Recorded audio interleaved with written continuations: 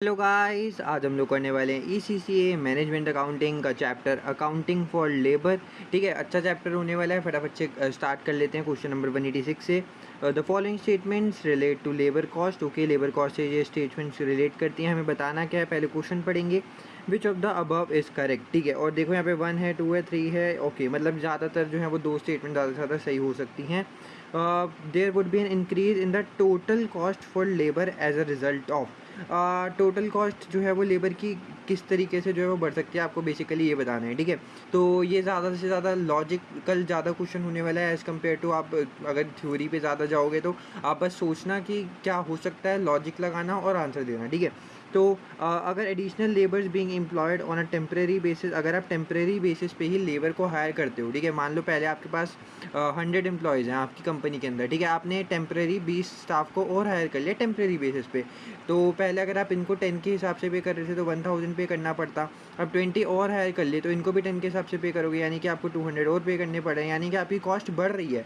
Total cost तो बढ़ रही है, पहले 1000 देनी पड़ती थी, अब 200 और एक्स्ट्रा, यानी कि अब 1200 देनी पड़ रही है, यानी कि टोटल कॉस्ट तो बढ़ रही है। इसका मतलब ऑप्शन 1 तो मेरा करेक्ट होगा। ठीक है, ऑप्शन 1 तो मेरा करेक्ट होगा। अब अगर मेरे को ये पता चल गया कि ऑप्शन 1 करेक्ट होगा तो आप यहाँ पे एलिमिनेशन मेथड लगा सकते हो। 1 है तो देखो, या तो डी ऑप्शन हो सकता है, थर्ड ओनली, खाली यहाँ पे लिखा है थर्ड ओनली, और यहाँ पे लिखा है सेकंड ओनली। तो अगर मेरे को पता है फर्स्ट सही है तो ये वाला स्टेटमेंट और ये वाला स्टेटमेंट तो गलत ही हो गया।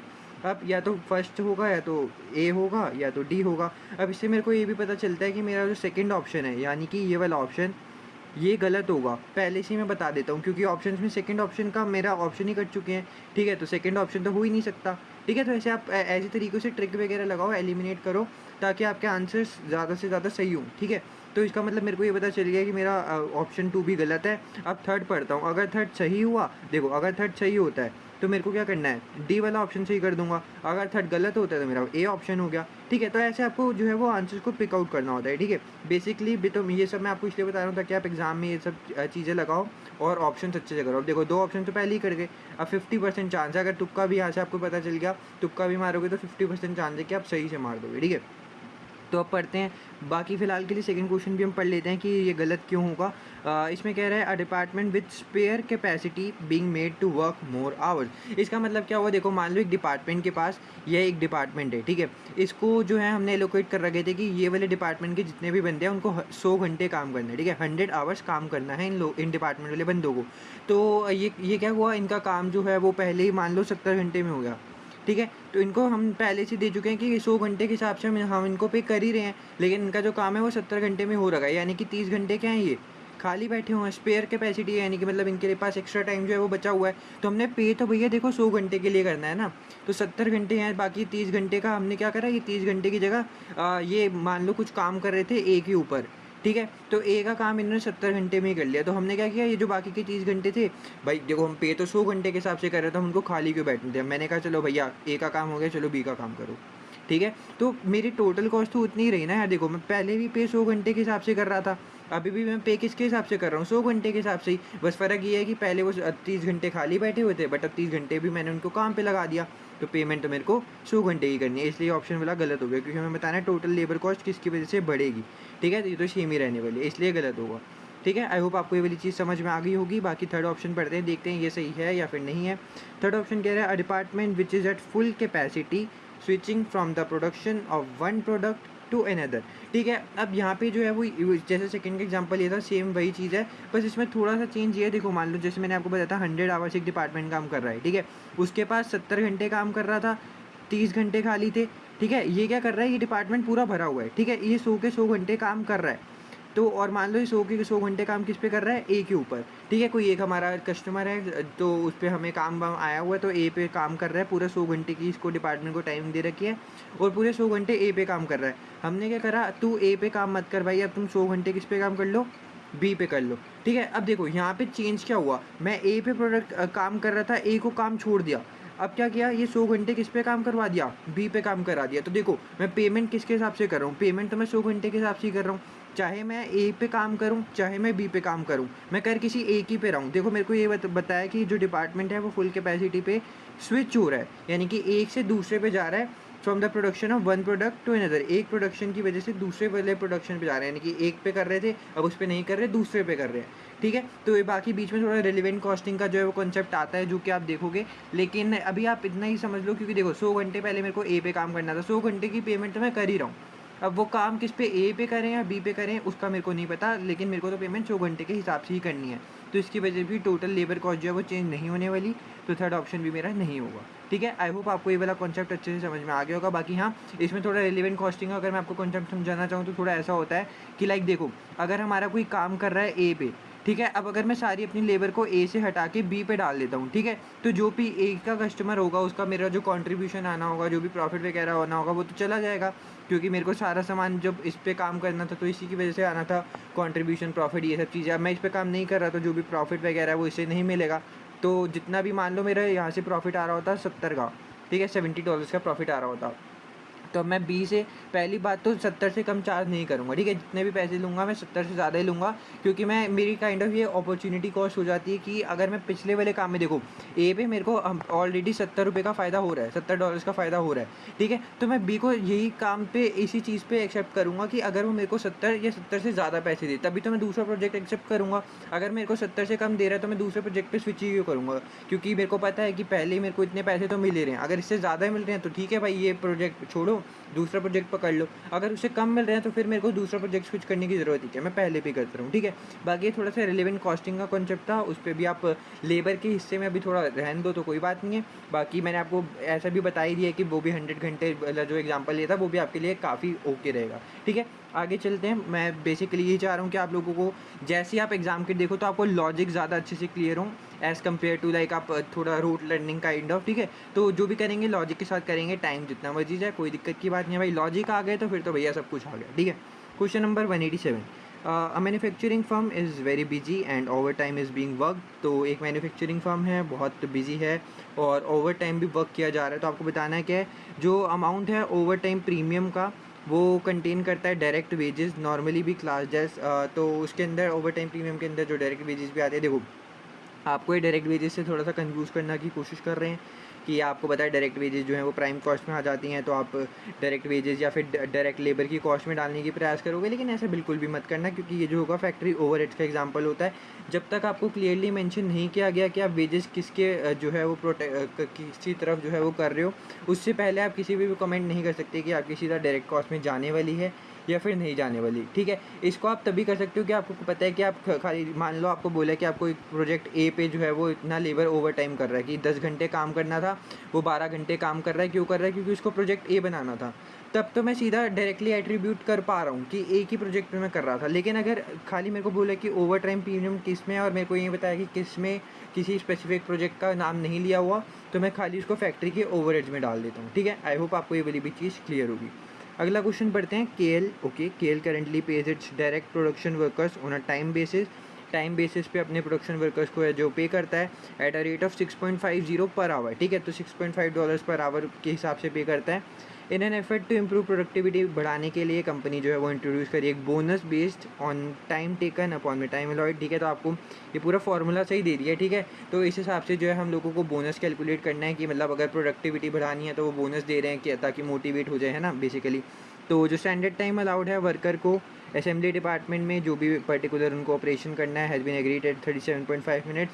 तो जो भी असेंबली डिपार्टमेंट वाले के काम को स्टैंडर्ड टाइम दे रखा है वो 37.5 मिनट्स हैं। और in the first week of the scheme's operation एक employee work for a total of 44 hours and perform 94 operations, ठीक है। तो बेसिकली इसमें हो क्या रहा है, उनका बेसिक रेट 6.5 है, वो चाहते हैं कि यार प्रोडक्टिविटी बढ़े, और प्रोडक्टिविटी बढ़ाने के लिए क्या कर रहे हैं, बोनस ला रहे हैं, क्योंकि उनको पता है जो जितने ज़्यादा घंटे काम करेगा उतना ज़्यादा बोनस मिलेगा, तो लोग ज़्यादा से ज़्यादा काम करने की कोशिश करेंगे, ठीक है। तो इसमें हमें जो है वो निकालना क्या है, ग्रॉस वेज क्या होगी एम्प्लॉय की based on time rate of 6.50 per hour plus जो भी प्रोडक्टिविटी बोनस बेस्ड है, बोनस और जो भी उनका टाइम है उसको मिला के हमें बताने की टोटल वेज जो है वो कितनी होने वाली है हमारी तरफ से, बेस्ड ऑन ये जो आपको फार्मूला टाइप ऑफ इन्होंने भी दे रखा है बोनस को कैलकुलेट करने का। अब यहाँ पर आप फॉर्मूले के हिसाब देखो, हमें बेसिक रेट जो है वो सब पता है, ठीक है। हमें बस क्या एक चीज़ पता लगानी है कि एक तो देखो जो हमें बोनस कैलकुलेट करना है उसके लिए टाइम टेकन अपॉन में टाइम अलाउड आपको दे रखा है, ठीक है। देखो टाइम टेकन तो मेरे को यहाँ पे दिख रहा है साफ साफ कितना है। एक जो भी हमारे फर्स्ट वीक में स्कीम के ऑपरेशन है, एक एम्प्लॉय कितना घंटे के लिए काम करता है, 44 आवर्स। तो टाइम कितना टेक कर रहे हैं, 44 आवर्स का टाइम ले रहे हैं। और टाइम अलाउड कितना है, उनको कितना टाइम इस चीज़ के लिए अलाउ करते हैं। मान लो एक बंदा जो है वो काम कर रहा है 44 आवर्स एक काम में, और हमने उसको दिया हुआ था कि वो 50 घंटे में काम कर लेगा, लेकिन उसने 44 आवर्स में काम कर लिया, ठीक है। तो मेरे को ये बेसिक निकालना है कि उनको टाइम अलाउड कितना था, कि कितने टाइम में काम कर सकते हो, ठीक है। तो एक चीज़ तो मेरे को ये निकालनी है, ठीक है, टाइम अलाउड और कितना टाइम बचाया, ठीक है। वही मतलब मान के चलो उसको बोला था 50 घंटे में काम कर, उसने 44 आवर्स में काम कर दिया, इसका मतलब 6 घंटे जो है उसने बचा लिए। वैसे ही जो है वो मेरे को निकालना है कि उसने टाइम कितना बचाया। और रेट पर आवर तो आपको वही पता है 6.50 एक घंटे के हिसाब से बेसिक रेट देते ही हैं। तो पहले हम एक काम करते हैं, बोनस की तरफ बढ़ते हैं, यहाँ पे प्लेन शीट पे बढ़ जाते हैं, ठीक है। तो एक काम करते हैं, हम सबसे पहले निकालते हैं टाइम अलाउड कितना है, कि हमने कितना जो है वो टाइम बेसिकली अलाउ करके रख रखा है जो भी हमारे वर्कर्स हैं, ठीक है। तो टाइम अलाउड जो है वो मेरे को निकालना है। देखो आपको ये पता है कि जो भी हमारे पहले वर्कर्स थे वो 37.5 मिनट्स लेते थे काम करने में, ठीक है। अब सारी चीज़ें हमारी आवर्स में और ये मिनट्स में हमको दे रखा है, तो एक काम करते हैं, ये मिनट्स को आवर्स में कन्वर्ट कर लेते हैं। तो 37.5 अपॉन में 60 करूँगा तो मेरे को पता चल जाएगा एक वर्कर कितने आवर्स लेता है। तो 37.5 अपॉन में 60, ये मेरा होता है 0.625 आवर्स, आप इसको कह सकते हो, ठीक है। तो यानी कि बेसिकली हमारे इतने घंटे लग रहे थे एक वर्कर को। और अब देखो 94 ऑपरेशंस करें हैं, ठीक है, 94 ऑपरेशंस करें हैं, तो इसका मतलब कितने टाइम होना चाहिए। देखो 0.625 एक ऑपरेशन में लग रहा है, तो 94 में कितने लगेंगे, तो इसको मल्टीप्लाई कर देंगे हम लोग जितने ऑपरेशन से, 94 ऑपरेशन, ठीक है। देखो 0.625 आवर्स किसके हैं, एक ऑपरेशन करने के लिए कितना टाइम लगा दे, ठीक है, एक काम करने के लिए कितना वर्कर्स को टाइम लगता है। तो 94 के लिए कितने लगेंगे, बेसिकली मल्टीप्लाई कर दो 0.625 मल्टीप्लाई बाय 94 विच इज़ मेरा होता है 58.75 आवर्स, ठीक है। तो इसका मतलब क्या था कि हमने टाइम दे रखा है हमारे लेबर्स को कि भैया तुम्हारे पास इतने घंटे हैं, 58.75 आवर्स, कि इसमें इतना काम कर दो, 94 ऑपरेशन इतने टाइम में कर दो। लेकिन उन्होंने कितने टाइम में कर दिए, खाली 44 आवर्स में कर दिए। तो इसका मतलब तो बहुत अच्छी बात है ना, कि हमारे वर्कर्स पे एक्सपेक्ट कर रहे थे कि भैया वो 58 घंटे कुछ में काम करेंगे, लेकिन उन्होंने क्या कर दिया, 44 आवर्स में कर दिया। इसका मतलब उन्होंने टाइम बचाया भी है, ठीक है। तो बेसिकली अब देखो हमने इसके साथ दो चीज़ें जो हैं वो निकाल ली हैं। ये जो है ये क्या है मेरा, कि हमने टाइम कितना अलाउड करा था, ठीक है, टाइम अलाउड कितना था, और हमने टाइम सेव्ड भी निकाल लिया। टाइम सेव्ड कैसे निकालेंगे, मैंने आपको बताया कि हमने उनको अलाउ कितना करा था, 44 आवर्स, अलाउ हमने कितना है 58.75, ठीक है, 58.75, और उन्होंने लिए कितना टाइम है 44 आवर्स। तो दोनों को माइनस करेंगे तो कितना टाइम बचा मेरे पास, 58.75 माइनस 44, ये मेरा होता है 14.75 आवर्स। इसका मतलब इतना घंटे जो है वो मेरे लेबर्स ने जो है वो बचा लिए हैं, ठीक है। तो मेरा बोनस अब बच्चे आराम से कैलकुलेट कर लूँगा, क्योंकि बोनस का जो भी फार्मूला था वो मेरे को सब पता चल गया है। देखो टाइम टेकन अपॉन में time allowed multiply by time saved multiply by rate per hour. तो टाइम टेकन कितना था भैया, 44 अपॉन में टाइम अलाउड कितना था, 58.75, ठीक है, और time multiply by time save, ठीक है, मल्टीप्लाई टाइम सेव्ड हमारा कितना हुआ है 14.75, मल्टीप्लाई करेंगे किसके साथ, rate per hour. Rate per hour देखो आपको दिखा हुआ है यहाँ पे कितना है 6.5 पर आवर, ठीक है, मल्टीप्लाई कर दिया 6.5 के साथ। तो बोनस निकालेंगे बस 44 अपॉन में 58.75 मल्टीप्लाई बाय 14.75 मल्टीप्लाई बाय 6.575, ठीक है। तो ये मेरा आंसर आ रहा है 71.80। इसको राउंड ऑफ वगैरह करके अगर आप बेसिकली देखोगे तो 71.80 जो है वो बनता है। तो इसका मतलब मेरे को बोनस पता चल गया कि इतना जो है वो मैं बोनस पे कर रहा हूँ, ठीक है। लेकिन मेरे को बोनस का अमाउंट नहीं पूछा था, यहाँ तक निकल गया, बहुत ही बेहतरीन बात है। लेकिन देखो अब यहाँ पे मेरे को पूछा गया ग्रॉस वेजेस। ग्रॉस वेजेस का मतलब होता है एक तो बेसिक प्लस जो भी आपने बोनस दिया है, ठीक है। तो बोनस तो आपने निकाल लिया, बेसिक भी तो पे करोगे, कि बेसिक रेट एक मान के चलो आपको आप एक दिन में 8 घंटे काम करते हो, तो आपको 8 घंटे के भी तो पैसे देने हैं ना। आपने एक्स्ट्रा काम किया 4 घंटे का, ठीक है, उसके मैंने आपको पैसे दे दिए, तो जो 8 घंटे के पैसे हैं वो भी तो बेसिक पे भी तो मिलेगा ना आपको, ठीक है। तो मैंने बेसिकली भी इतना ये जो बोनस का पार्ट निकाला है, इसका पार्ट नहीं निकाला, ठीक है। तो इसका पार्ट निकालने के लिए क्या करेंगे, बेसिक देखो हमने कितना टाइम काम करा है 44 आवर्स, 44 आवर्स काम करें हैं, और एक घंटे के हिसाब से कितना पे करते थे 6.5, इतना तो मैं उसको बेसिक पे करता ही हूँ, ठीक है। तो 44 मल्टीप्लाई बाय 6.5, ये मेरा आंसर आता है 286, ठीक है। तो इतना बेसिक पे करता हूँ, प्लस बोनस कितना है मेरा, अब यहाँ पे मैं आपको सॉल्व करके दिखा देता हूँ। ये रहा बोनस 71.8, और बेसिक मेरा कितना आया था 286, 6। अब बस टोटल ग्रॉस निकालना है। ग्रॉस का मतलब होता है कि आपको टोटल बताना है कि टोटल कितना है। तो 286 में इसको प्लस कर दो, 286 प्लस 71.8 विच इज़ होता है 357.8। तो ये मेरी आ गई ग्रॉस वेज की मैं कितना पे करने वाला हूँ अपने लेबर को। तो 357.8 which is option number B. I hope आपको ये वाला चीज़ जो है वो बहुत अच्छे से क्लियर हो गया होगा और हम चलेंगे आगे क्वेश्चन पे। स्टिल कोई डाउट होता है तो मैं कहूँगा कि यार एक बार रिवाइंड करके अच्छे से देख लो, ठीक है। आगे चलते हैं question number 189। How would the cost be recorded in the cost ledger if the direct labor cost in a manufacturing company are 95,000? अगर एक मैन्युफैक्चरिंग कंपनी में 95,000 आपकी लेबर कॉस्ट आ रही है डायरेक्ट लेबर, तो आप कॉस्ट लेजर में उसको कैसे रिकॉर्ड करने वाले हो। बेसिकली आपको लेजर के हिसाब से पूछ रहा है कि आपको क्या करना है, ठीक है। तो देखो पहली बात आपकी डायरेक्ट लेबर की कॉस्ट है, मैन्युफैक्चरिंग कंपनियाँ आप लोगों की, ठीक है। तो पहली बात तो इसमें वर्क इन प्रोग्रेस जो है वो आपका आने वाला है, ठीक है, क्योंकि आपको पता है एक मैन्युफैक्चरिंग कंपनी है, ऊपर से कॉस्ट लेजर में आपको काम जो है वो लाना है। आई होप आपने वो बेसिक लेजर वाला देख रखा होगा कि लेजर में कैसे जो है वो हम चीज़ों को करते हैं, ठीक है। तो इसमें सब देखो वर्क इन प्रोग्रेस जो है वो एक इसमें दिख रहा है, इसमें तो नहीं दिख रहा है और इसमें भी नहीं है, ठीक है। तो ए या फिर सी में हो सकता है। और वर्क इन प्रोग्रेस डेबिट और वेजेस और सैलरीज क्रेडिट, ठीक है। और यहाँ पे जो है वेजेस और सैलरीज को जो है वो यहाँ पे डेबिट कर रखा है। तो अब आप लोगों को पता है हम कॉस्ट लेजर में कैसे करते हैं इसको रिकॉर्ड। जो डेबिट होता है वो वर्क इन प्रोग्रेस होता है और क्रेडिट क्या होता है, वेजेस एंड सैलरीज। यानी कि ऑप्शन नंबर ए जो है वो मेरा सही होगा, ठीक है। कॉस्ट लेजर के हिसाब से जो है वो हम इस तरीके से चलते हैं। तो ऑप्शन नंबर ए जो है वो सही होगा। बी और डी तो पहले ही कट गई क्योंकि इसमें वर्क इन प्रोग्रेस आ ही नहीं रहा था, ठीक है, इसमें बैंक वगैरह आ रहा था। ओके, तो आगे चलते हैं क्वेश्चन नंबर 190।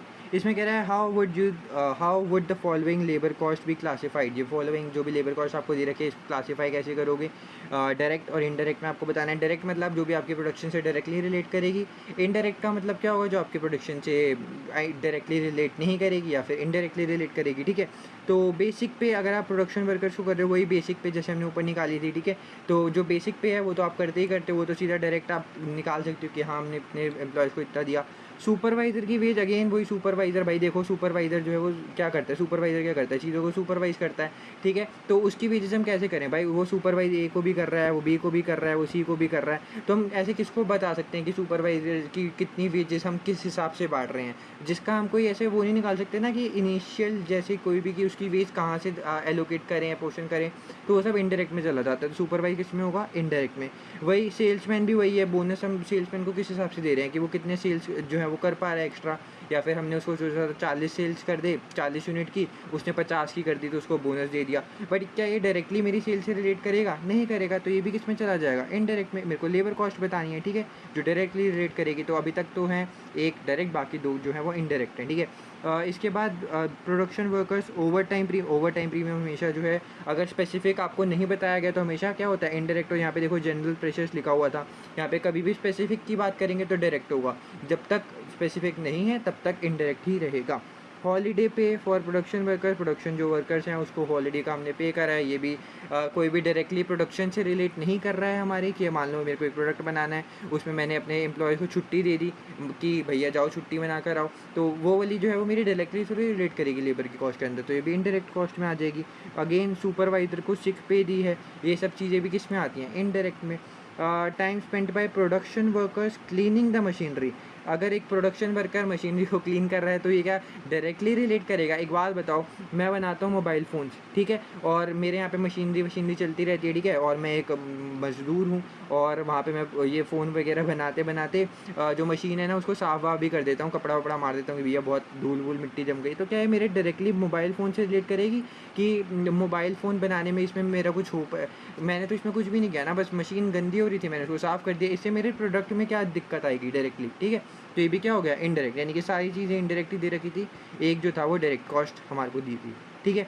आगे चलते हैं 191। इसमें क्या कह रहा है, जो बजटेड प्रोडक्शन है फैक्ट्री में for the next period 4800 units का है। हर यूनिट को कितने रिक्वायर होते हैं, 5 लेबर आवर्स बनाने के लिए, यानी कि एक यूनिट को बनाने के लिए आपको 5 लेबर घंटे लगते हैं। और हर लेबर जो है वो 10 पर आवर पे किया जाता है। आइडल टाइम जो है वो 20% है टोटल लेबर टाइम का, जितना भी टोटल लेबर टाइम है उसका जो 20% है वो आइडल टाइम है, यानी कि खाली बंदे बैठते हैं। तो मतलब ईज़ी है, मतलब आपको इसमें कुछ बताना नहीं है। What is the budgeted total labour cost बतानी है आपको पूरे नेक्स्ट पीरियड की कितनी होगी। तो एक काम करो, ये देखो यहीं पे देख लो 4800 यूनिट्स बनाने हैं, ठीक है। और हर यूनिट को कितना टाइम लगता है, 5 लेबर आवर्स, यानी कि एक यूनिट को बनाने के लिए 5 घंटे लगते हैं। तो 4800 यूनिट्स को कितने लगेंगे, मल्टीप्लाई कर दूंगा इसको 5 से, ठीक है। 4800 मल्टीप्लाई बाई 5 से पता चल जाएगा कि 4800 यूनिट्स पे कितने लेबर आवर्स लगते हैं। फिर हर लेबर को हम 10 पर घंटे के हिसाब से पे करते हैं, तो जितना भी आया उसको मल्टीप्लाई कर देंगे 10 से, ताकि मेरे को पता चल जाएगा मैं लेबर को कितना पे कर रहा हूँ। और ये जो मेरा पूरी चीज़ आएगी वो कितना परसेंट होगा, 80%, ठीक है। क्योंकि मेरे को यहाँ पे दिया हुआ है आइडल टाइम जो है वो क्या है, 20% का है। तो जितना भी मैंने काम किया वो मेरी कैपेसिटी का कितना होगा, खाली 80%, और मेरे को टोटल चाहिए कितना होता है, 100%, ठीक है। तो अगर मैं अब इसको वापस यहीं आते हैं भाई अपनी अपनी रफ शीट पे, तो 4800 मल्टीप्लाई बाय 5 मल्टीप्लाई बाय 10, ठीक है। ये जो मैं पहले इसका आंसर निकालता हूँ, 4800 मल्टीप्लाई बाय 5 मल्टीप्लाई बाय 10, ये मेरा होता है 2,40,000, ठीक है। ये 2,40,000 आ गया, बट ये मेरा आंसर नहीं है, ठीक है। यहाँ पे लिखा हुआ है जो आइडल टाइम है वो रिप्रेजेंट कर रहा है 20% of the total labour time. जो पूरा लेबर टाइम है ये टोटल है, ठीक है। इसमें से आइडल टाइम 20% है, तो यानी कि ये वाली चीज़ मेरी कितनी परसेंट हुई, 80%। 80%, तो अब मेरे को कितना परसेंट निकालना है, 100% निकालना है, ठीक है। ये 2,40,000 मेरी 80% को शो कर रहा है। मेरे को पता चलना है कि 100% कितनी है, तभी तो मैं उसके हिसाब से पे करूँगा, क्योंकि 20% जो है वो मेरा लेबर जो है वो खाली बैठा रहता है। तो मेरे को टोटल टाइम निकालना है। तो 2,40,000 अगर 80%, तो 100% कितना होगा, मल्टीप्लाई करेंगे 100 अपॉन में 80 से, तो 2,40,000 मल्टीप्लाई बाय 100 अपॉन में 80, तो ये मेरा आंसर आता है 3 लाख। यानी कि टोटल लेबर का टाइम कितना था, 3 लाख था, 3 लाख जो भी था। और उसके हिसाब से हमने जो है वो कितना था, 2,40,000, यानी कि बीच में जो भी गैप था वो आइडल टाइम की वजह से था, ठीक है। आई होप आपको ये वाली चीज़ क्लियर होगी। तो बजटेड टोटल लेबर कॉस्ट कितनी होगी नेक्स्ट पीरियड के लिए, 3 लाख। ओके, आई होप आपको चीज़ क्लियर होगी।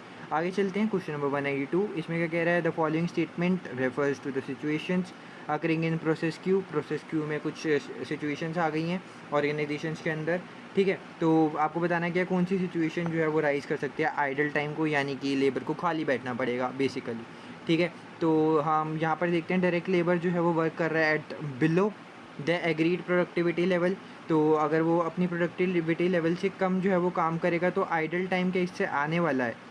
तो अगर आप इसको आराम से समझना चाहो तो देखो इसमें हो क्या रहा है। एक जो डायरेक्ट लेबर है वो प्रोडक्टिविटी लेवल से कम काम कर रहा है। इसका मतलब अगर मैं आपको थोड़ा आसान भाषा में समझाना चाहूँ तो हम लोग चाह रहे थे कि जो हमारे लेबर्स हैं वो एक कितने यूनिट आउटपुट निकाल दें, कि अभी जो है हमारे लेबर्स 3,000 यूनिट्स निकाल दें, ठीक है। मतलब 3,000 यूनिट्स बना दे, प्रोड्यूस कर दे, कुछ भी कर दे, ठीक है। तो इतने यूनिट्स मैं एक्सपेक्ट करके चल रहा था, लेकिन क्योंकि उनकी प्रोडक्टिविटी लेवल जो थी वो बिलो थी, यानी कि वो मतलब अच्छे से काम नहीं कर रहे थे या दिक्कत आ रही थी, उनको परेशानी कर रहे थे या कुछ भी कर रहे थे, तो उन्होंने क्या करा, उन्होंने कितने यूनिट्स प्रोड्यूस करे, मान लो 2800, ठीक है। 2800 यूनिट्स प्रोड्यूस करे। तो इसका मतलब मेरा फ़र्क कहाँ पे आ रहा है, आउटपुट के अंदर। कि पहले मैं सोच रहा था कि वो यार 3,000 यूनिट प्रोड्यूस कर पाएंगे और वो एक्चुअली में कर कितने पाते हैं, खाली 2800 यूनिट प्रोड्यूस कर पाते हैं। तो क्या इसकी वजह से मेरा आइडल टाइम कुछ निकलने वाला है? ऐसा तो भाई कुछ भी नहीं है, क्योंकि अगर वो अपनी प्रोडक्टिविटी लेवल से कम काम कर रहे हैं तो इसका मतलब ये है कि जो मैं सोच के चल रहा था उतने यूनिट्स मेरे कम बनेंगे। यही तो इसका आइडिया हुआ। इससे ये थोड़े पता चलता है कि जो लेबर है वो मेरा खाली बैठा हुआ था या नहीं बैठा हुआ था। वो बस ये है कि वो जितने हिसाब से काम कर पा रहे थे वो उतना नहीं कर पा रहे, ठीक है। तो यहाँ पे बेसिकली वन स्टेटमेंट जो हो गई वो हमारी गलत हो गई। आई होप आपको क्लियर होगा कि ये गलत क्यों है।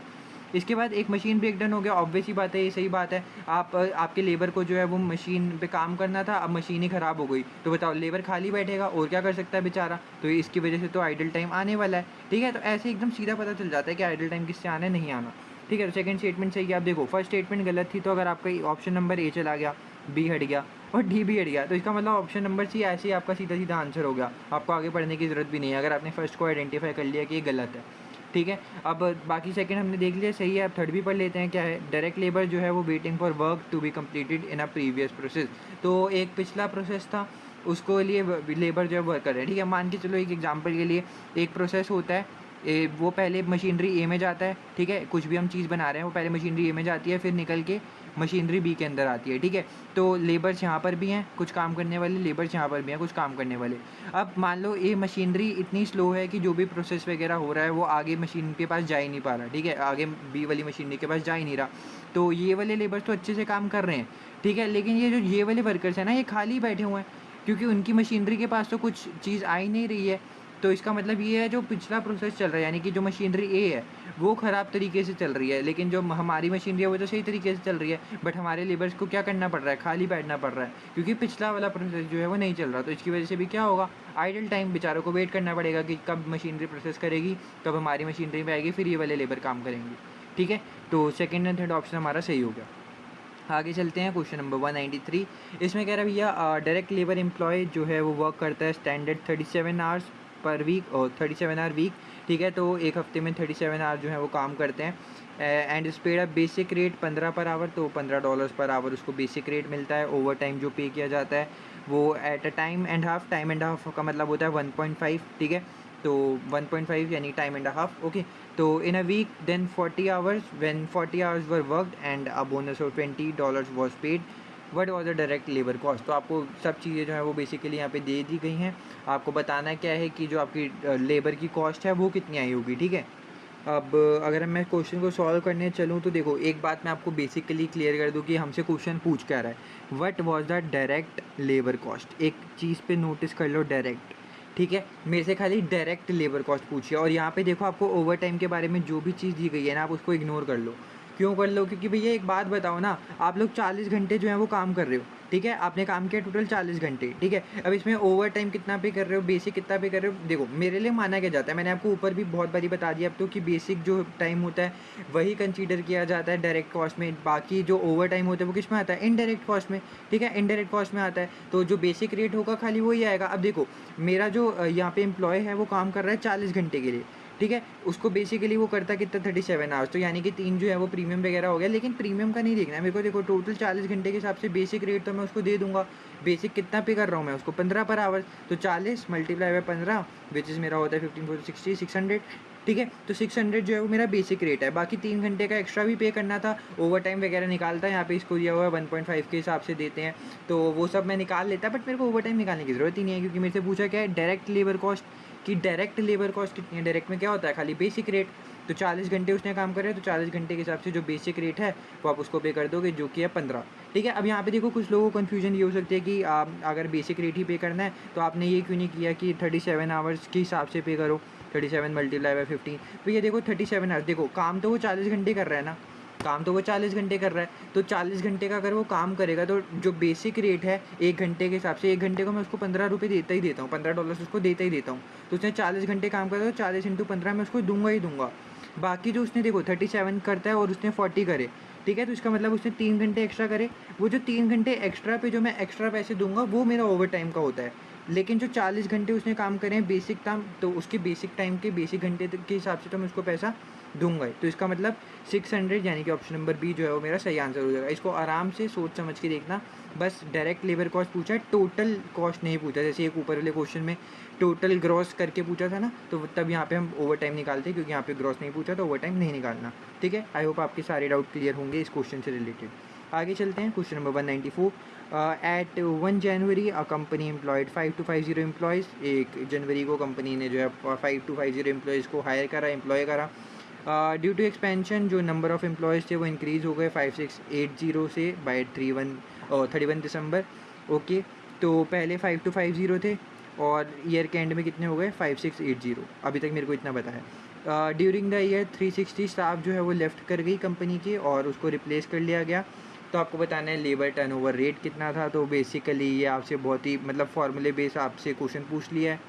तो यहाँ पर देखो, पहली बात तो टर्नओवर रेट निकालने के लिए आपके जितने भी लेबर लेफ़्ट कर चुके हैं अपॉन में आप एवरेज निकाल लेते हो। ठीक है, लेबर्स का कि आपके एवरेज कितने हैं, दोनों को डिवाइड करोगे, आपका जो है वो आंसर आ जाएगा कि लेबर का टर्नओवर रेट कितना है। ठीक है, तो देखो पहले मेरे को एवरेज निकालना है। तो देखो स्टार्टिंग में 5 to 50 था, एंड में 5680 हुए एम्प्लॉयज़। ठीक है, तो एवरेज क्या करेंगे, दोनों को प्लस कर दो, डिवाइड कर दो 2 से, तो एवरेज आ जाएगा। तो 5 to 50 प्लस 5680 अपॉन में 2, तो मेरा आता है 5465। तो इसका मतलब एवरेज एम्प्लॉयज़ कितने थे मेरे, 5465 पूरे ईयर्स में। तो 5465 डिनोमिनेटर में आ जाएगा। और कितने लीव करके गए हैं भैया, 360। ठीक है, 360 अपॉन में 5465। अब देखो यहाँ पे आंसर में देखो परसेंटेज दे रखा है, तो परसेंटेज के लिए मल्टीप्लाई कर दूंगा 100 से। तो 360 अपॉन में 5465 मल्टीप्लाई बाय 100, तो ये मेरा होता है 6.58% अगर राउंड ऑफ करके 0.59 बन रहा है वैसे तो। ठीक है, तो यहाँ पर क्या दिया हुआ है, 6.6 जो है वो नियरेस्ट है, क्लोज है। देखो आप देख रहे हो ना 6.59 मैंने आपको बताया, ठीक है। तो 6.59 को अगर और राउंड ऑफ करोगे तो 6.6% बन जाता है।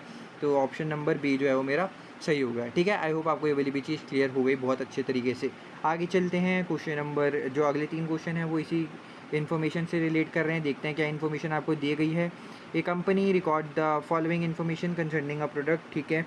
तो स्टैंडर्ड टाइम जितना अलाउड है पर यूनिट के हिसाब से 16 मिनट है। एक्चुअल आउटपुट जो है वो पीरियड में इतने हैं।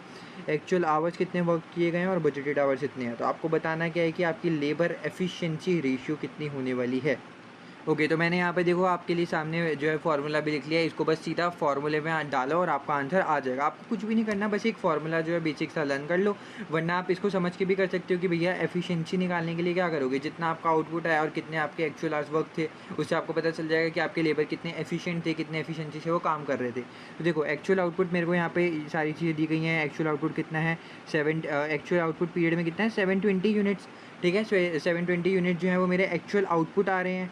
तो अगर 720 यूनिट्स है मेरे एक्चुअल आउटपुट, ठीक है। और स्टैंडर्ड टाइम कितना था 16 मिनट्स का, कि एक यूनिट को बनाने के लिए मेरे को 16 मिनट्स लगते हैं, ठीक है। तो अब आप इसको अलग तरीके से कर सकते हो, या तो 16/60 कर लो, ठीक है। तो 16/60 विच इज़ मेरा होता है 0.2666 ऐसे चलता जा रहा है, ठीक है। तो अगर मैं इसको मल्टीप्लाई करूँगा 720 से तो ये मेरा आंसर आता है 192, ठीक है। ये मेरा आंसर आ रहा है 190, देखो 191.9999 आ रहा है, ठीक है। तो मैं इसको 192 जो है वो ले रहा हूँ, ठीक है। तो एक्चुअल आउटपुट कितना हो गया, यानी कि अगर मैं मेरे स्टैंडर्ड के हिसाब से चलता तो उसके हिसाब से मेरा आउटपुट कितना आना चाहिए था कि एक यूनिट के हिसाब से 16 मिनट लगते हैं। तो अगर मैं इसको आवर्स में कन्वर्ट करूँ तो इतने आवर्स लगते हैं, ठीक है।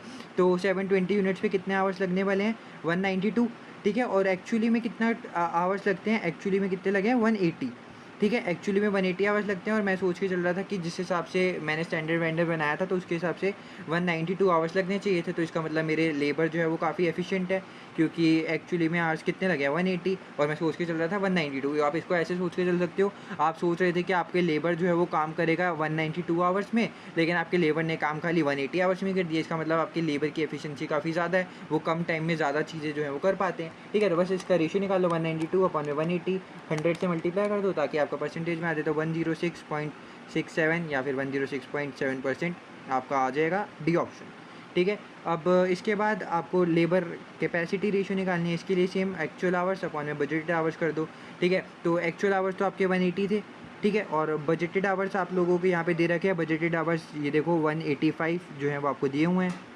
तो नीचे से फॉर्मूले में डालेंगे 180/185।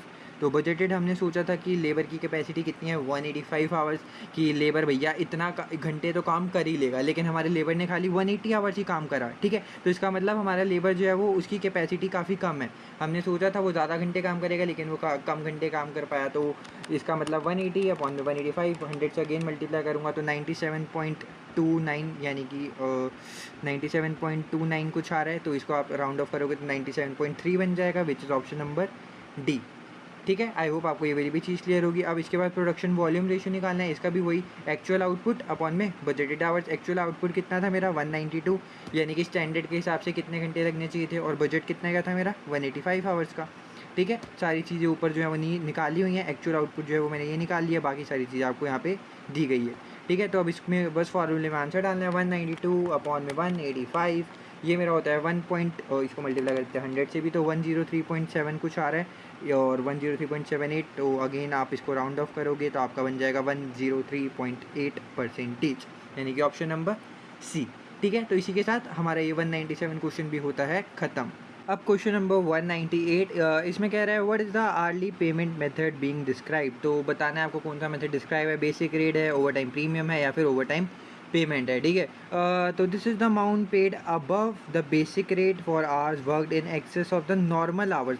तो नॉर्मल आवर्स के एक्सेस में आपको कुछ भी जो है वो पे किया जाता है, बेसिक रेट के भी ऊपर। यहाँ पे लिखा हुआ है this is the amount paid above the basic rate के ऊपर, और नॉर्मल आवर से ज़्यादा जो भी आपको दिया होता है उससे आप सब क्या होता है ओवर टाइम प्रीमियम, ठीक है। तो इसके बाद this is the total amount paid per hour for hours worked in excess of the normal hours. बस आपको नॉर्मल आवर्स की जो भी एक्सेस अमाउंट है टोटल, ठीक है, टोटल। तो टोटल वाला क्या आ जाता है ओवर टाइम पेमेंट, और यहाँ पे अमाउंट जो भी अबव बेसिक रेट के ऊपर है और नॉर्मल आवर्स से ज़्यादा है वो होता है ओवर टाइम प्रीमियम। और जो हम टोटल अमाउंट है जो पेड पर आवर किया जाता है एक्सेस में जो भी नॉर्मल आवर्स के, वो क्या होता है ओवर टाइम पेमेंट, टोटल में देख के रहना, ठीक है। और this is amount paid per hour for normal hours work, ये तो सिंपल सा क्या होगा, बेसिक रेट, ठीक है। आगे चलते हैं, question number 199। H&H operates an incentive scheme based on differential piece work, ठीक है जी। तो इसमें बताना क्या है हमें, पहले तो what will be the gross पे फॉर द वीक, पूरे वीक में ग्रॉस पे, ग्रॉस का मतलब अगेन टोटल होता है। तो वीकली आउटपुट अगर अप टू 600 यूनिट्स हुआ तो 0.4 पर यूनिट होगा।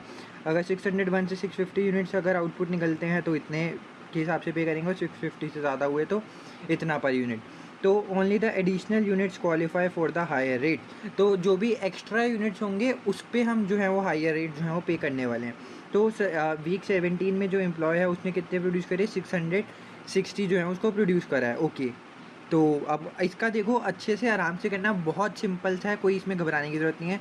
660 यूनिट प्रोड्यूस करें, और जो भी एडिशनल यूनिट्स हैं, एडिशनल का मतलब होता है जो भी एक्स्ट्रा यूनिट्स हैं वही क्या होंगे, हायर रेट्स के लिए क्वालिफाई होंगे। देखो सबसे पहले 660 को मैं बाइफरगेट अगर इसके हिसाब से करूँ, देखो यहाँ पे पहले 600 है, फिर 601 से लेके 50 तक है, और फिर 650 से ज़्यादा है, ठीक है। तो 660 में से पहले तो मेरे को 600 बनाने हैं, ठीक है। फिर 601 से 650 तक बना लिए, तो यानी कि 50 और बन गए, और बाकी 650 यूनिट्स प्लस वाले में कितने हैं मेरे, खाली 10 है। तो इसको मैंने 3 पार्ट्स में जो है वो डिवाइड कर दिया। देखो आराम से 600 यूनिट्स तक बनाने थे, तो 600 यूनिट तो मैंने 660 मैंने टोटल बनाया है, ठीक है। 660 में से 600 यूनिट तक बना लिए, तो इतने पर यूनिट पे कर दूंगा। इसके बाद 601 से 650 क्या मैंने 650 यूनिट्स तक बनाए हैं, जी हाँ बनाए हैं, 660 बनाए हैं। तो ये भी टोटल मेरे पूरा हो गए, कितने हो गए इसमें से पूरे 50 आ गए। 601 से 650 तक कितने होते हैं, 50 ही होते हैं, ठीक है। तो और 650 से आगे एक्स्ट्रा कितने बनाए हैं, 650, और टोटल 660 है। 650 यहाँ तक हो गए, तो एक्स्ट्रा और कितने हैं, 10 यूनिट्स। तो एक्स्ट्रा आपको ढूंढना है हर जगह पे, ठीक है। तो टोटल अब मैंने यहाँ पे 660 को 3 पार्ट में बाइफरगेट कर दिया। अब 600 के हिसाब से पेमेंट कर दूंगा मैं। 600 पे कितना पे करता हूँ, 0.4।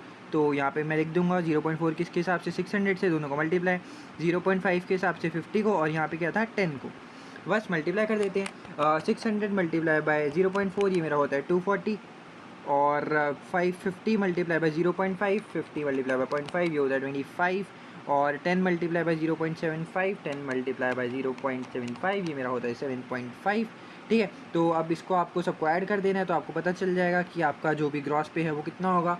तो 240 प्लस 25 प्लस 7.5 विच होता है 272.5, यानी कि ऑप्शन नंबर बी, ठीक है। आई होप आपको ये वाला भी क्वेश्चन क्लियर हो जाएगा, बहुत इजी सा था। इसमें बस आपको बताना था जो भी एडिशनल यूनिट्स हैं वो हायर रेट्स के लिए हो रही हैं, तो आपको ऐसे बाइफरगेट करके चलना था, ठीक है। आगे चलते हैं, question number 200। Which of the following methods of remuneration, remuneration basically salary, bonus, ये सब चीज़ें होती हैं। तो which of the following method जो भी रेमनरेशन का है is not an incentive based scheme. Incentive का मतलब होता है कि आप किसी चीज़ों को मतलब इनकरेज काइंड ऑफ कह सकते हो कि कर रहे हो कि आप ये सब काम करो, हम आपको, जैसे मान लो जो छोटे मोटे इलाके होते हैं, ठीक है, तो वहाँ पे आप लोगों ने, गवर्नमेंट ने क्या करा कि बोला कि आप यहाँ पे बिज़नेस वगैरह चालू करो, हम आपको इलेक्ट्रिसिटी जो है वो कम पैसों में देंगे। बाहर जो है वो अगर आप सेम इलेक्ट्रिसिटी चलाओगे तो 3000 रुपये लगेंगे, अगर यहाँ पे आपने बिज़नेस चालू किया तो वही आपको इलेक्ट्रिसिटी का खर्चा खाली 1000 आएगा। बेसिकली ये होता है कि आपको लोगों को इनकरेज वगैरह करते हो, तो वो होती है इंसेंटिव बेस्ड स्कीम। तो आपको बताना है इसमें से कौन सी स्कीम जो इंसेंटिव बेस्ड स्कीम नहीं है। तो स्ट्रेट पीस वर्क, यानी कि स्ट्रेट पीस वर्क का मतलब तो आपको पता है, देखो पहली बात पीस वर्क होता ही इंसेंटिव बेस्ड स्कीम है। पीस वर्क का मतलब क्या होता है, जितना ज़्यादा प्रोडक्शन करोगे उतना ज़्यादा ही आपके लिए बढ़िया होगा। अगर आप 200 यूनिट बनाओगे तो आपको 200 यूनिट के हिसाब से पे मिलेगा। अगर आप 200 से ज़्यादा बनाओगे, मान लो आप 250 बनाते हो, तो आपको उसके हिसाब से जो है वो पेमेंट मिलने वाली है। तो ऑब्वियस सी बात है जो एम्प्लॉयज़ हैं वो इंकरेज होंगे कि और ज़्यादा से ज़्यादा यूनिट बनाएं ताकि ज़्यादा से ज़्यादा उनको पे मिले, ठीक है। तो इसके बाद option number B, day rate, यानी कि डे रेट के हिसाब से आप इंसेंटिव स्कीम होगी या फिर नहीं होगी। तो अगर आप, मैं इसको बताऊं, डे रेट को आप काइंड ऑफ एक कह सकते हो कि बेसिक रेट भी आप इसको सेम चीज़ कहोगे, क्योंकि डे रेट क्या होता है, अगर आपको एक दिन में कितनी पेमेंट मिल रही है, ठीक है, एक डे में आपको कितनी पेमेंट मिल रही है। अब एक बात बताओ, आपको पता है कि आपको एक दिन में आप 8 घंटे काम करते हो और 8 घंटे के हिसाब से आपको इतना जो है वो पैसे मिल जाते हैं, तो एम्प्लॉय को इंसेंटिव क्या मिलेगा, एम्प्लॉय किस चीज़ से इनकरेज होगा, उसको पता है भैया मेरे को तो एक दिन में इतना ही पैसा मिलना है, चाहे मैं इतना काम करूँ, मान लो मैं 100 यूनिट बनाऊँ, मैं चाहे 50 यूनिट बनाऊँ, ठीक है। तो डे रेट का मतलब क्या होता है, उसको एक दिन में इतने पैसे तो मिलने ही मिलने हैं, तो ये होता है डे रेट। अब ये मेरे लिए कोई इंसेंटिव स्कीम नहीं है। अगर हाँ, तब मेरे को कहते हैं कि भैया 50 यूनिट बनाओगे तो आपको पैसे नहीं मिलेंगे, अगर 100 यूनिट बनाओगे तो पैसे मिलेंगे, तब थोड़ा होता है कि हाँ इंसेंटिव की तरफ जा रहे हैं, ठीक है। तो इसमें तो कुछ है ही नहीं, बेसिक रेट होता है पे का, ये मेरे को मिलना ही मिलना है, तो इसमें कोई इंसेंटिव नहीं है, तो बी ऑप्शन मेरा सही हो गया।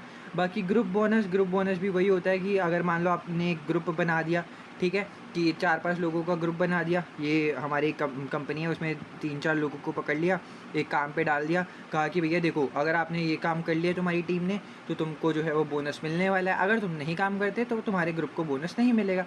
तो वो क्या होंगे, सारे लोग मिलजुल के काम करने की कोशिश करेंगे, टीम वर्क आएगा, और इंसेंटिव होगा कि भैया देखो अगर सारे लोग मिलजुल के काम करते हैं, टारगेट को अचीव करते हैं, तो उनको जो है वो बोनस वगैरह मिल सकता है। तो ये भी एक टाइप का इंसेंटिव है। डिफरेंशियल पीस वर्क वही स्टेट पीस वर्क से थोड़ा सा अलग होता है। डिफरेंशियल पीस वर्क में बेसिकली ये होता है कि डिफरेंट डेट पे, जैसे हमने भी ऊपर पढ़ के आए थे कि अगर आप इतने यूनिट तक, मान लो अगर 100 से 110 तक बनाते हो तो आपको $4 मिलते हैं, ठीक है, $4 मान लो। अगर आपने 110 से ज़्यादा बनाए तो आपको जो है वो $5 मिलते हैं। अब डिफरेंशियल क्या हो गया कि $4 और $5 के बीच में $1 का आपको फ़र्क आ गया। देखो अगर आप 110 बना रहे हो तब भी आपको $4 ही मिल रहे हैं, लेकिन अगर आपने 110 से एक भी ज़्यादा बना लिया, मान लो 111 बना दिया, तो आपको तब कितने मिल रहे हैं, $5। तो इसलिए चाहता है कि हर एक एम्प्लॉय उससे ज़्यादा बनाए। तो ये डिफरेंशियल पीस वर्क हो गया। तो डी ऑप्शन भी नहीं होगा, यानी कि option number B is the correct answer for question number 200। आगे चलते हैं क्वेश्चन नंबर 201। ओके, तो इसमें शायद से आपको वही डिफरेंशियल पीस वर्क का ही एग्जाम्पल दिया है, इससे आपको अच्छे से और समझ में आ जाने वाला है। तो इसमें क्या कह रहे हैं भैया, डिफरेंशियल पीस वर्क स्कीम का जो बेसिक रेट है वो 0.50 पर यूनिट है। आउटपुट जो in addition to 500 unit is paid at higher rates, तो जो भी अगर 500 यूनिट्स हैं उससे ज़्यादा, जब भी 500 नहीं 500 से ज़्यादा, यानी कि 501 हो गया या इससे ज़्यादा हो गया, ठीक है। तो 500 नहीं, जब भी 500 से ज़्यादा बनाओगे तो हायर रेट्स पे हम पे करते हैं। तो अगर आप देख रहे हो 501 लिखा हुआ है, तो अगर आप 501 से 600 तक बनाते हो तो आपको कितना प्रीमियम मिलेगा, इतने का। प्रीमियम का मतलब क्या होता है, बेसिक रेट से इतना ज़्यादा, ठीक है। तो हमारा बेसिक रेट क्या है 0.5, तो प्रीमियम कितना है 0.05, ठीक है। तो 0.05 का मतलब समझ लो, 0.05 का मतलब है, देखो बेसिक तो आपको इतना मिलेगा ही, 0.5 आपको मिलेगा, प्लस में 0.05 आपको इसका प्रीमियम मिलेगा, तो टोटल कितना मिलेगा, दोनों को प्लस कर दो तो 0.55 जो होगा वो आपका आंसर होगा, यानी कि इतना प्रीमियम आप दे रहे हो टोटल, ठीक है। तो अब हम चलते हैं, इसमें क्या कह रहे हैं, जो प्रीमियम है over and above the basic rate, ठीक है, which applies only to the additional units. Additional का मतलब होता है जो भी एक्स्ट्रा यूनिट्स ले रहे हो, ठीक है, जो एक्स्ट्रा यूनिट लोगे उस पर प्रीमियम मिलने वाला है। बेसिक तक हमारे कितना है 500 यूनिट्स का, ठीक है। अगर मैं 500 से ज़्यादा करता हूँ तो मेरे को प्रीमियम मिलने वाला है, ओके। तो यहाँ पर देख लो आपको क्या, what is the total amount paid if output is 620 units. ये आया है, नाइस क्वेश्चन। तो इसमें देखो 500 यूनिट्स तक, देखो एक बात बताओ, 500 यूनिट तक तो आपको कोई भी प्रीमियम नहीं मिलेगा, इस बात पे एग्री करोगे, क्योंकि 500 यूनिट तक आपको पता है कि बेसिक है। अगर आप प्रीमियम पे करना चाहते हो तो आपको 500 से ज़्यादा करना पड़ेगा, ये डिफरेंशियल पीस वर्क होता है, ठीक है। तो अगर आपने 500 100 600 तक करा, देखो 100 यूनिट एक्स्ट्रा बनाए तो 0.05 का प्रीमियम मिला, तो 100 यूनिट पे 0.05 का प्रीमियम, यानी कि कितना पैसा पे कर रहा हूँ मैं, 0.55, ठीक है। 0.5 जो था वो मेरा बेसिक के हिसाब से, और 0.05 जो था वो मेरा प्रीमियम के हिसाब से, ओके। और मैंने 620 बनाया, तो 600 से अबव बनाऊंगा तो 0.10 मिलेगा, 0.10 मिलेगा, ठीक है। तो 0.10, अब 600 से अबव कितना बनाया मैंने, 20 यूनिट ऊपर बनाया, 620 और 600 में कितने का फ़र्क हो गया, 20 का। और इसमें ओवर टाइम पेमेंट कितनी होगी, जैसे यहाँ पे मैंने 0.55 निकाला था, अगर यहाँ पे देखो 0.10 मिल रहा है, बेसिक कितना था मेरा 0.5 का, ठीक है। और 0.10 जो है वो मेरे को एक्स्ट्रा मिल रहा है, 0.5 और 0.10 वही दोनों को प्लस कर दो तो 0.6, तो इसमें मैं कितने की पेमेंट कर रहा हूँ, 0.6 की, ठीक है। आई होप आपको ये वाला क्वेश्चन क्लियर होगा। इसमें कोई भी घबराने की मुश्किल ज़रूरत की बात नहीं है, बहुत ईजी है, आराम से समझो। अगर नहीं समझ आ रहा तो एक बार रिवाइंड करो, बहुत आराम से देखो, ठीक है।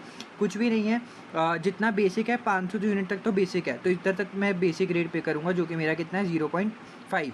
अगर मैं 500 से ज़्यादा बनाता हूँ तो उसके हिसाब से मेरे को पेमेंट मिलेगी। तो देखो अगर 500 से 600 तक बनाया तो 0.05 एक्स्ट्रा मिलेगा, एक्स्ट्रा। तो बेसिक तो मिलेगा, बेसिक के साथ में एक्स्ट्रा भी मिलेगा, तो 0.55। और अगर उसके बाद 600 से ऊपर बनाए, 600 से ऊपर कितने बनाए, 620 बता रहे हैं आपको, तो 20 ऊपर बनाए तो उस पर एक्स्ट्रा कितना मिलेगा, 0.5 बेसिक था आपका, और एक्स्ट्रा कितना मिल रहा है 0.10, तो 0.5 प्लस 0.1 कितना होता है 0.6, ठीक है। आई होप आपको ये वाली चीज़ बहुत अच्छी तरीके से क्लियर होगी। तो अब एक काम करते हैं, इस चीज़ों को हटाते हैं और अपना कैलकुलेशन करते हैं। इन सबको बस मल्टीप्लाई करना है, जो भी आंसर आएगा जो है उसको प्लस करना है। 500 मल्टीप्लाई बाय 0.5 ये मेरा होता है 250। 100 मल्टीप्लाई बाय 0.55, 100 मल्टीप्लाई बाय 0.55 ये होता है 55। 20 मल्टीप्लाई बाय 0.6 इज़ मेरा होता है 12। ठीक है, तो ये सबको प्लस कर दें, 250, 305 और 317। तो मेरा ऑप्शन क्या आ गया, ए। ठीक है, ऑप्शन नंबर ए जो है वो मेरा सही हो गया। आई होप आपको इस क्वेश्चन में कोई भी दिक्कत नहीं होगी और हम चल लेंगे अपने आगे वाले क्वेश्चन पे। ठीक है, तो क्वेश्चन नंबर 202, इसमें क्या पूछ रहा है, which remuneration method is being described. Remuneration का मतलब मैंने आपको ऊपर बताया था, कोई भी सैलरी, बोनस, ये सब चीज़ों से रिलेट करता है वो रेमनरेशन होता है। ठीक है, तो कौन सा रेमनरेशन का मेथड है वो डिस्क्राइब किया गया है, ये सब में टाइम रेट, पीस वर्क और पीस रेट प्लस बोनस जो है वो आपको ऑप्शंस में दिए गए हैं। तो labour is paid based only solely on the production achieved. इसका मतलब क्या हुआ, जितना भी वो प्रोड्यूस करते हैं उसी के हिसाब से हम उनको पेमेंट कर देते हैं। ठीक है, खाली इसी के हिसाब से, अगर तुम ज़्यादा प्रोड्यूस करोगे ज़्यादा पेमेंट, कम प्रोड्यूस करोगे कम पेमेंट। ये क्या होता है, पीस वर्क। पीस वर्क का मतलब ही क्या होता है, जितना प्रोडक्शन करोगे उसके हिसाब से तुम्हें जो है वो पेमेंट मिलने वाली है। ठीक है, labour is paid extra if N agreed level of output is exceeded. अगर तुमने जितना भी वो ही डिफरेंशियल काइंड ऑफ हो गया। ठीक है, पीस रेट प्लस बोनस में आ जाएगा ये आपका, कि अगर आपने जितना एक्स्ट्रा बनाया उसके हिसाब से जो है आपको उतना एक्स्ट्रा मिलेगा। मान लो आपको 2000 यूनिट्स तक बनाने थे तो आपको पेमेंट मिल रही थी $100 की। ठीक है, आपने 2000 यूनिट से एक्स्ट्रा बना दिए, मान लो आपने 2100 यूनिट बना दिए तो एक्स्ट्रा कितना मिलेगा आपको, 110। ठीक है, बस यही सेम चीज़ आपकी जो है वो हो जाएगी। Labour is paid according to the hours work. अगर वो जितने घंटे काम करते हैं उसके हिसाब से मिलते हैं तो वो क्या हो गया, टाइम रेट। ईजी था। ठीक है, इसमें तो कुछ भी मुश्किल नहीं था। आगे चलते हैं, क्वेश्चन नंबर 203, इसमें क्या है, which to the following computerise labour records may be used to allocate cost to various cost unit in factory. ठीक है, तो बेसिकली क्वेश्चन में पूछा है, जो भी आपकी लेबर का जो भी रिकॉर्ड होता है कंप्यूटराइज सिस्टम में, उसको हम कैसे वेरियस कॉस्ट यूनिट्स में जो है वो फैक्ट्री के डिवाइड कर सकते हैं, यानी कि एलोकेट कर सकते हैं। कि लाइक अगर एक लेबर हमारा इस चीज़ में काम कर रहा है तो उसको कैसे रिकॉर्ड करेंगे, अगर इस प्रोडक्ट में काम कर रहा है तो कैसे करेंगे। ठीक है, तो आपसे ये चीज़ें पूछी हैं।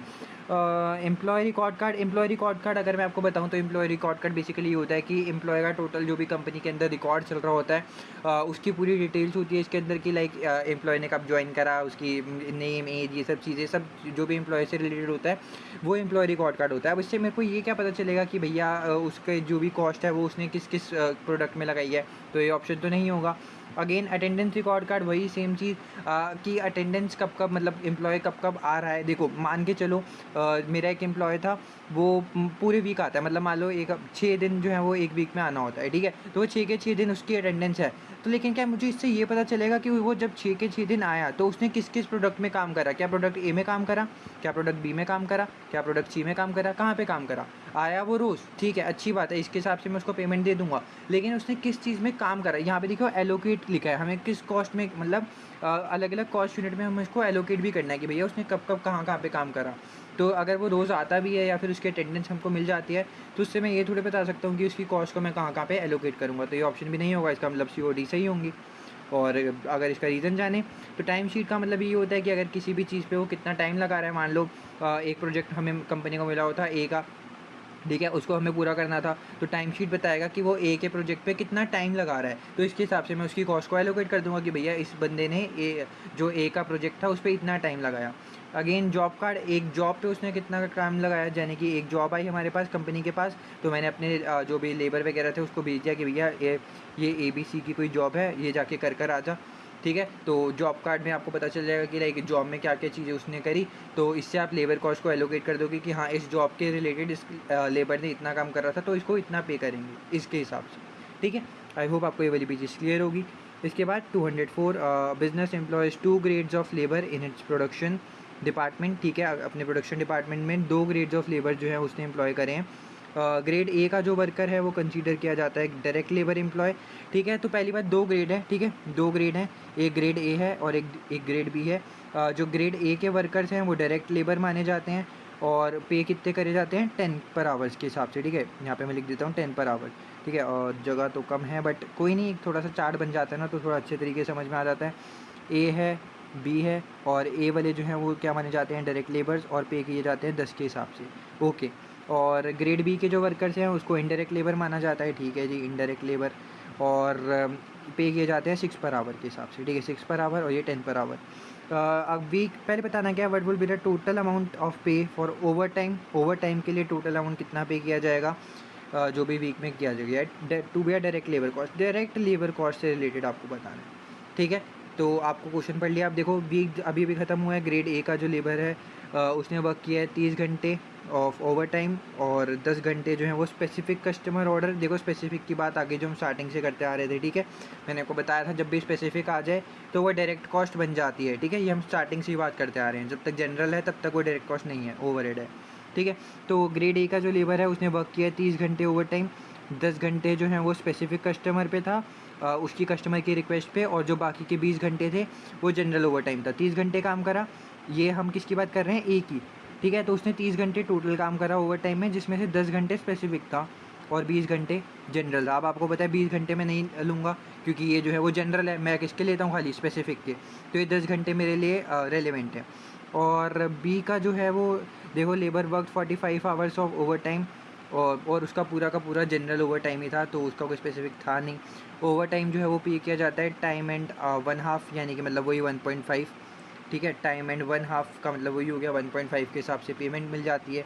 तो अब आपने इसमें बताना क्या है, तो पहली बात तो हम इसमें बेसिक रेट निकाल लेंगे, ठीक है, मतलब जितना भी हम बेसिक पे करेंगे, जो भी बेसिक पे करते हैं वो तो हमारा हो जाता है डायरेक्ट कॉस्ट के अंदर, और जो भी हमारा ओवर टाइम होगा वो किसके रिलेटेड करेंगे, ये जो खाली इसने 10 घंटे स्पेसिफिक काम करा है उसके हिसाब से, ठीक है। तो इसका सॉल्यूशन हम यहाँ पे जो है वो कर लेंगे, नीचे आते हैं, ठीक है, यहाँ पे नए पेज पे इसका सॉल्यूशन जो है वो कर लेते हैं। अब देखो ग्रेड ए का जो लेबर है, देखो यहाँ पे ग्रेड ए के लेबर को 10 पर आवर के हिसाब से मैं पेमेंट दे रहा था, बहुत बढ़िया बात है। उसने काम कितने घंटे करा है, 30 घंटे, 30 घंटे ओवर टाइम करा है, 30 घंटे। अब ये मेरा डायरेक्ट लेबर था, तो जितना ओवर टाइम मैंने आपको बताया करा है उसका प्रीमियम तो नहीं दूंगा, लेकिन मैं उसने बेसिक काम, जो बेसिक रेट का जो है वो हमने ऊपर वाले करा हुआ है, तो बेसिक जो उसका काम है उसने 30 घंटे एक्स्ट्रा करा, तो उसका बेसिक रेट तो दूँ। तो 30 घंटे उसने काम करा, बेसिक रेट उसका था 10, यानी कि 300 तो मेरे को उसको वैसे ही देने पड़े क्योंकि उसका बेसिक रेट था। और बेसिक रेट ये मैं खाली पहली बार डायरेक्ट कॉस्ट निकाल रहा हूँ, ठीक है, यहाँ पे देखो मेरे को डायरेक्ट लेबर कॉस्ट पूछा हुआ है, तभी मैं इतना झंझट कर रहा हूँ कि डायरेक्ट और इनडायरेक्ट में क्या है, ठीक है। तो डायरेक्ट में मेरा एक तो ये आ गया कि 10 घंटे के हिसाब से उसने 30 घंटे काम करे हैं। अब जो एक्स्ट्रा उसने ओवर टाइम काम करा है 20 घंटे, तो मैंने आपको बताया कंसीडर रेलिवेंट नहीं करूँगा, क्योंकि क्यों नहीं करूँगा, क्योंकि जनरल ओवर टाइम है। मैंने आपको बताया जो ओवर टाइम होता है खाली हम क्या देखते हैं, डायरेक्ट जो भी मतलब स्पेसिफिक होता है, ठीक है। तो इस इनडायरेक्ट लेबर में तो कुछ भी स्पेसिफिक है ही नहीं, और इसमें एक स्पेसिफिक है जो भी इसने 10 घंटे काम करा है, ठीक है। और हम पे कैसे कर रहे हैं, time and half, time and half का मतलब क्या होता है 1.5 के हिसाब से। तो आपका बेसिक रेट कितना है, बेसिक रेट आपका 10 का है, ठीक है। तो अगर आप इसको 1.5 से मल्टीप्लाई करोगे तो कितने का बन जाएगा, 15 का, क्लियर है, ये 15 का बन जाएगा ना, एक सेकंड, 10 मल्टीप्लाई 1.5, यस 15 का जो है वो आपका ओवर टाइम का रेट बन जाएगा। अब ये देखो ये जो आपका रेट निकला है ये जो है वो किसका पॉइंट होने वाला है कि आप लोग टोटल कितना पे कर रहे हो 15 के हिसाब से। अब यहाँ पर एक आसान सी चीज़ जो कि मतलब बहुत टाइम गलत हो जाती है और क्या कर देते हैं, मान लो 15 का रेट निकल गया, ठीक है, तो ज़्यादातर गलतियाँ क्या करते हैं, 15 निकाला और हम लोग पे किसके हिसाब से कर रहे हैं, 10 के हिसाब से कर रहे हैं, मतलब 15 का आपने पे कर दिया ना, ठीक है। तो आपने और घंटे कितने थे, 10 घंटे, तो आपने क्या करा 15 मल्टीप्लाई बाई 10, या आपने लिख दिया 150, और अब आपको पता है ओवर टाइम का इतना आ गया और बेसिक का इतना था, तो 300 प्लस 150 और आंसर लिख दिया 450। और अगर आपको ऑप्शन में देखो, ऑप्शन में 450 दिया हुआ है क्या, नहीं दिया हो, ठीक है, शुक्र है 450 नहीं दिया हुआ, वरना क्या करते, अगर ऑप्शन नहीं दिया होता तो 450 को सही कर देते, लेकिन इसमें ऐसा नहीं करना क्योंकि ये जो है 15। अब आपको बताता हूँ इसमें 15 में क्या दिक्कत है, यहाँ पे जो 15 आपको निकाला है, ये 15 क्या है, इस 15 में दो चीज़ें आती हैं, एक तो बेसिक, एक ओवर टाइम, ठीक है। और आपको पता है बेसिक कितना है, 10 पर आवर के हिसाब से, ठीक है, बेसिक कितना है 10 पर आवर के हिसाब से, तो बाकी ओवर टाइम कितने का होगा, 15 में से अगर 10 बेसिक है तो ओवर टाइम कितना होगा 5 पर आवर, ठीक है, ईजी। वापस से सुनो, मेरे को बताया था टाइम एंड हाफ, यानी कि 1.5 जो है वो ज़्यादा पे करता हूँ मैं ओवर टाइम के हिसाब से, तो 10 बेसिक था तो 1.5 कितना हो गया, 10 मल्टीप्लाई बाई 1.5 इज़ 15, ठीक है। तो 15 के हिसाब से और 10 घंटे थे तो 15 मल्टीप्लाई बाई 10 करना था, लेकिन ये 15 में बेसिक रेट तो मैं पहले ही पे कर चुका हूँ, देख रहे हो, बेसिक में 30 घंटे के हिसाब से 10 पे कर चुका हूँ, बस मेरे को ओवर टाइम के लिए चाहिए। तो ओवर टाइम के लिए कितना आया, $5 मैं 1 घंटे के हिसाब से देता हूँ, और टोटल घंटे कितने हैं 10 घंटे, तो 5 मल्टीप्लाई बाई 10 विच इज़ होता है 50। तो अब ये 50 आया, और जो बेसिक रेट थी वो मेरी कितनी थी 300 की, तो 300 प्लस 50 कितना होता है 350, तो ये जो है वो मैं इंक्लूड करूँगा, यानी कि ऑप्शन नंबर डी। ठीक है, क्वेश्चन थोड़ा सा लास्ट में मतलब मैं कह सकता हूँ कि हाँ थोड़ा बहुत घुमा देता है कि लाइक आपको यहाँ पे देखो अब 15 को 10 से मल्टीप्लाई करके आप 450 वैसा आंसर निकाल लो, लेकिन आपको थोड़ा समझने की ज़रूरत है कि आप भाई एक बात बताओ, आप बेसिक रेट आपका कितना है, $10, यानी कि $10 आप पे करते हो, तो क्या आप ओवर टाइम $15 पे कर दोगे? इतना ज़्यादा ओवर टाइम तो थोड़ा बहुत ही होता है ना यार, और 1.5 का मतलब क्या हो गया, आप 50% ज़्यादा पे कर रहे हो। ठीक है, तो यही हो गया। तो इसका मतलब आपने इसमें वाईफाई गेट करा 15 को, 10 जो था वो बेसिक था और ओवर टाइम था 5 का, और ओवर टाइम में आपको एलोकेट करना था क्योंकि बेसिक रेट आप पहले ही 300 में डाल चुके हो। ठीक है, आई होप आपको चीज़ क्लियर होगी, नहीं होगी तो यार एक बार रिवाइंड करो, अच्छे से देखो, स्टिल डाउट है तो यार आप मेरे को कमेंट कर सकते हो। ठीक है, क्वेश्चन नंबर 205, इसमें क्या कह रहा है भैया, an employee is paid on a piece work basis. ठीक है, पीस वर्क बेसिस पे जो पे किया जाता है, अगर वो 200 यूनिट्स तक बनाता है तो इतना, 201 से 500 तक बनाता है तो इतना, 500 से ज़्यादा बनाता है तो इतना। ओके, अगर additional only the additional units qualify for the higher rates, यानी कि वही अगर ज़्यादा यूनिट बनाए तो उसके हिसाब से पे करेंगे, और rejected units do not qualify for payment, अगर अच्छा कोई रिजेक्ट भी यूनिट्स हो जाती हैं, तो जो भी यूनिट्स रिजेक्ट हो जाती हैं, मान लो एक एम्प्लॉय हमारे पास आया, कहता भैया हमने जो है वो 400 यूनिट बना दिए। ठीक है, हमने कहा तूने 400 यूनिट तो बना दिए, लेकिन इसमें से 100 यूनिट जो हैं वो ख़राब हैं, ले जा इसे, तूने गलत तरीके से बनाया, तो इसको हम नहीं मान रहे, तो जो बाकी 300 बची वो अच्छी हैं और उसके हिसाब से जो है हम उसको पे कर देंगे, और जो उसने बेकार बनाई है हम उसको नहीं मानते कि वो भी उसने अच्छे काम, वो प्रोड्यूस अच्छे से करा है। ठीक है, तो अब देखते हैं क्या कह रहे हैं। उसने बनाई भाई, एम्प्लॉय ने 512 यूनिट बनाई एक दिन के अंदर, जिसमें से 17 जो है वो रिजेक्ट कर दी फॉल्टी की तरफ से। ठीक है, तो 512 बनाई, जिसमें से 17 तो मैंने हटा दी। ठीक है, 512 में से अगर मैं 17 हटाऊँ तो इसका मतलब उसको कितने के हिसाब से पेमेंट मिलनी चाहिए, 512 माइनस 17 इज़ 495। ठीक है, तो 495 के हिसाब से मतलब मैं मान के चल रहा हूँ कि उसने 495 बनाई एक दिन के अंदर, 495 यूनिट जो है उसने प्रोड्यूस करी। ठीक है, अब 495 के हिसाब से मेरे को पेमेंट करनी है। अब 495 के हिसाब से पेमेंट के लिए देखो, 495 आपको पता चल गया। अब पहले 200 यूनिट 495 में से पहले 200 यूनिट देख रहे हो, 1 से 200 यूनिट बनाने पे 0.15 का है, तो पहले तो मैं इसको एक 200 में बांट लेता हूँ और बाकी 200 1 से 500 तक। अब एक बात बताओ, 495 में से 200 बना ली तो कितनी बची, 295। ठीक है, और 200 से 500 के बीच में कितने का गैप है, 300 का। ठीक है, इसका मतलब मेरी सारी यूनिट्स यहीं तक बन जानी चाहिए, तो 295 मैं यहाँ पे बना लूँगा। ठीक है, समझ रहे हो क्या क्या चीज़ें हो रही हैं। 495 टोटल बनानी है, जिसमें से 200 यूनिट्स इतने में बन जाएंगी, 295 जो है वो इतने में बन जाएगी। ठीक है, एक्स्ट्रा जो है मेरे को आगे बढ़ने की ज़रूरत नहीं पड़ेगी क्योंकि मेरे को इतनी बनानी है। ठीक है, तो 200 के हिसाब से मैं पेमेंट कितनी की कर रहा हूँ, 0.15 पर यूनिट। ठीक है, 0.15 पर यूनिट, और यहाँ पे 295 के हिसाब से कितना पे कर रहा हूँ, 0.2 पर यूनिट के हिसाब से। तो इसको हम मल्टीप्लाई करेंगे, 200 मल्टीप्लाई बाय 0.15 विच इज़ मेरा होता है 30, ये आ गया 30, और 295 मल्टीप्लाई बाय 0.2 ये मेरा होता है 59। ठीक है, 59। अब 30 प्लस 59 कितना होता है, 59 और 30 होता है 89, तो 89 यानी कि ऑप्शन नंबर डी जो है वो मेरा सही हो जाएगा। ठीक है, अब यहाँ पे आप ये सोच सकते हो भैया यहाँ पे 0.15 था, आपने 0.15 लिया, यहाँ पे 0.2 था, आपने 0.2 लिया। ऊपर वाले क्वेश्चन में तो आपने बेसिक रेट को भी ऐड करा था, भाई यहाँ पे मेरे को बेसिक रेट दिया ही नहीं हुआ। ठीक है, अगर बेसिक रेट दिया होता तो मैं उसके हिसाब से भी करता, यहाँ पे जितने पीस बना रहे हो उसके हिसाब से पे कर रहा हूँ, तो 0.15 एक यूनिट पे दे रहा हूँ तो इतने मैंने इसको मल्टीप्लाई करा, और 0.2 इसके हिसाब से दे रहा हूँ तो इतने पे मल्टीप्लाई कर दिया। ठीक है, आई होप आपको चीज़ क्लियर होगी। इसके बाद क्वेश्चन नंबर लास्ट जो है हमारा बचा है, H&H employed on average 55 employees during the year, उसने 55 एम्प्लॉयज़ को एवरेज जो है वो एम्प्लॉय किया है। 8 जो है वो लीवर्स थे, ऑल ऑफ हुम वर रिप्लेस, जो 8 ने लीव किया और 8 को रिप्लेस कर लिया। आपको पता है अगर लेबर टर्नओवर रेशियो करें कि कितने एम्प्लॉयज़ हमारे लीव करें, 8 अपॉन में एवरेज एम्प्लॉयज़ कितने थे, 55। अब परसेंटेज में निकालना है तो मल्टीप्लाई कर लो इसको 100 से, तो 8 अपॉन में 55 मल्टीप्लाई बाय 100 ये होता है 14.54454। ठीक है, ऐसे निकल रहा है। अगर आप इसको राउंड ऑफ करोगे तो ये बन जाएगा 14.55, यानी कि ऑप्शन नंबर सी। ठीक है, तो सी ऑप्शन जो है वो सही हो जाएगा, और इसी के साथ हमारा ये अकाउंटिंग फॉर लेबर्स वाला भी चैप्टर जो है होता है वो कंप्लीट होता है। आई होप आपको सारे क्वेश्चन समझ में आ गए हों, और अगर आ गए होंगे तो यार वीडियो को लाइक कर देना, चैनल पर नए हो तो सब्सक्राइब कर देना। मिलते हैं नेक्स्ट वीडियो में, बाय बाय।